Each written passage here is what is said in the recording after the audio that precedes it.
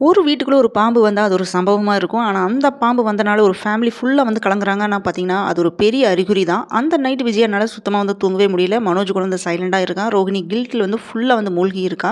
அப்ப வந்து ஒரு ஃபோன் கால் பார்த்தீங்கன்னா, எல்லாத்தையுமே வந்து தலைகீழ வந்து மாத்த போகுது. லாஸ்ட் எபிசோட்ல பார்த்தீங்கன்னா, ரோகிணி ஷோரூம்ல இருந்து கொண்டு வந்த பையில இருந்த பாம்பு தான் வீட்ல இருக்க பெரிய கலவரமே வந்து நடந்திருக்கு. முத்துவோட சாமர்த்தியத்தால பாம்பு என்னதான் வந்து வெளியில வந்து தூக்கி போட்டாலுமே, அந்த சம்பவம் விஜயா வந்து ஆழமா வந்து பாதிச்சிருக்கு. சுதா சொல்லப் போற வார்த்தை, அதனால ரோகிணி எடுக்க போற முடிவு, விஜயா மனசுல உருவாகுற பயம், இது எல்லாமே சேர்ந்து தான் இன்னைக்கு சிறடிக்க ஆசையில ஒரு இமோஷனல் ஸ்ட்ரோம் மாதிரி வந்து ஃபார்ம் ஆயிருக்கு.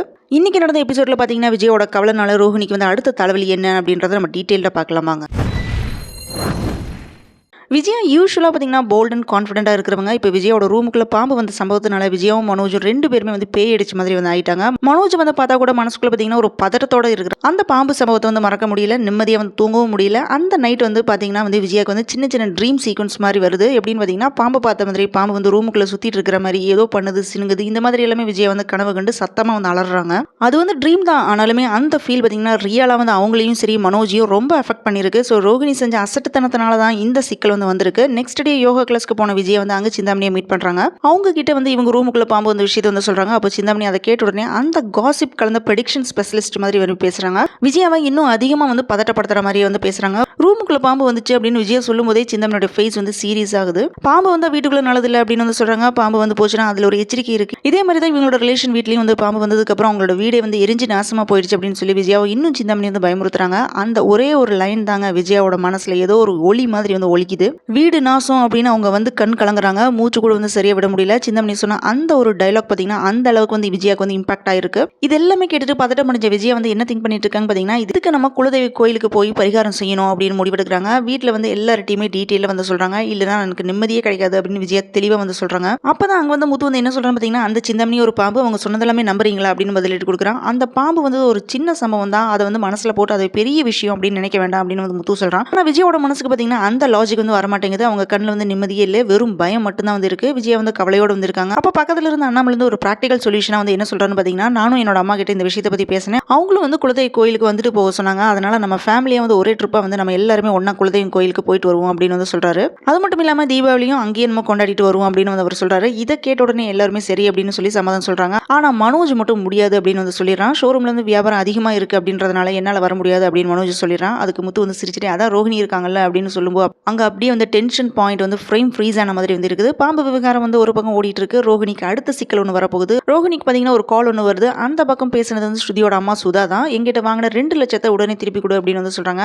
பணத்தை அப்படியே வந்து கொடுக்காம விட்டுறலாம்னு நினைக்கிறியா அப்படின்னு ஆவேசமா வந்து சுதா வந்து கேட்கறாங்க. நான் வேற யார்ட்டையுமே வந்து சொல்லாம இருந்தேன். ஆனா நீ எங்கிட்ட வாங்கின பணத்தை கொடுக்கலன்னா நான் உன் மாமியாருக்கு கால் பண்ணி நீ வாங்கின கடன் விஷயத்தை பத்தி எல்லாமே சொல்லிடுவேன் அப்படின்னு அபட்டமா வந்து பிளாக்மெயில் பண்றாங்க. கொஞ்சம் டைம் கொடுங்க, நான் கொடுக்குறேன் அப்படின்னு என்னதான் ரோஹிணி சொன்னாலுமே சுதா ஒன்னும் விடுறவங்கள மாதிரி தோணல.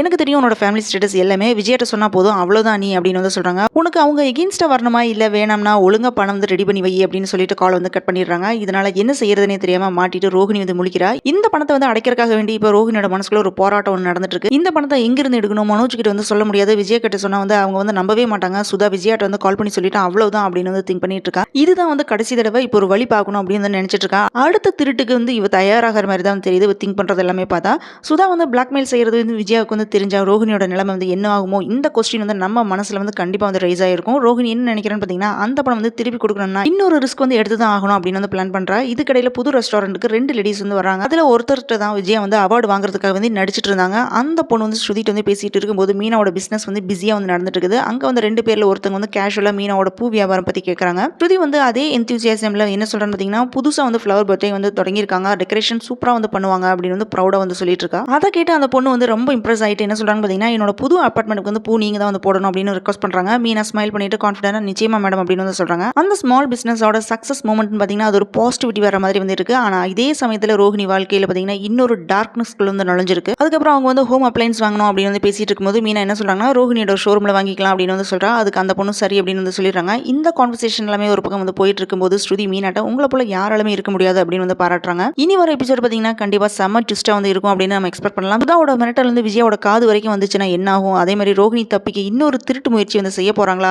அதுக்கு மத்தியில் பார்த்தீங்கன்னா விஜய் வந்து மன அமைதி தேடி கோவிலுக்கு போறாங்க. அங்க இன்னொரு ஷாக்கிங் ட்விஸ்ட் ஒன்று வரப்போகுது.